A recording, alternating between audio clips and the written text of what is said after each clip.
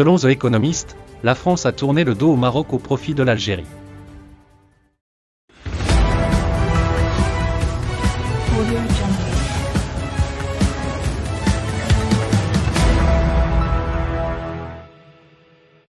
Alors que les relations de la France avec l'Algérie s'épanouissent, celles avec le Maroc, son ancien protégé et un adversaire acharné de l'Algérie, risquent de flétrir, relève The Economist.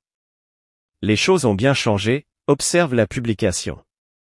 Il y a un peu plus d'un an, le président français, Emmanuel Macron, a qualifié l'Algérie, l'ancienne colonie française en difficulté, de régime usé et a réduit le nombre de visas délivrés à ses citoyens.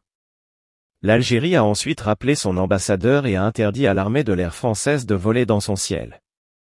Depuis lors, poursuit le magazine britannique, la France s'est empressée de chercher un rapprochement. Le 23 janvier, Macron a reçu le général Saïd Chambria, le plus haut gradé d'Algérie, l'homme le plus puissant du pays. Une importante délégation française l'a suivi en Algérie.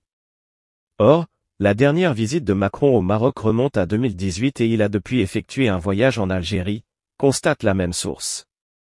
Le 19 janvier, le parti de Macron, Renaissance, a contribué à faire adopter par le Parlement européen une résolution condamnant les présumées violations des droits de l'homme commises par le Maroc, sans faire une croix sur l'Algérie, dont le bilan est au moins aussi lamentable, ajoute l'hebdomadaire. Avec la guerre en Ukraine, l'abondance de gaz en Algérie est la cause première du rapprochement de ce pays avec la France et l'Europe, souligne The Economist. La première ministre italienne, Giorgia Meloni, était récemment en Algérie et en Libye pour discuter des investissements dans l'énergie. L'Italie dépend désormais de l'Algérie pour 40% de son gaz, contre 30% avant la guerre d'Ukraine. Le Maroc, en revanche, n'a presque pas d'hydrocarbures à offrir. La publication qualifie également de frappant le fait que le général Chambria ait discuté de vente d'armes avec des entreprises françaises lors de son voyage en Hexagone, notamment du fait que la Russie est depuis des années le premier fournisseur d'armes de l'Algérie. Dans cette même veine, le média relève que pour le plus grand plaisir des Européens, le président algérien, Abdelmajid Tebboune, a suspendu indéfiniment une visite prévue à Moscou. Dans tous les cas, le Maroc semble tourner le dos à ce qu'il appelle la vieille Europe.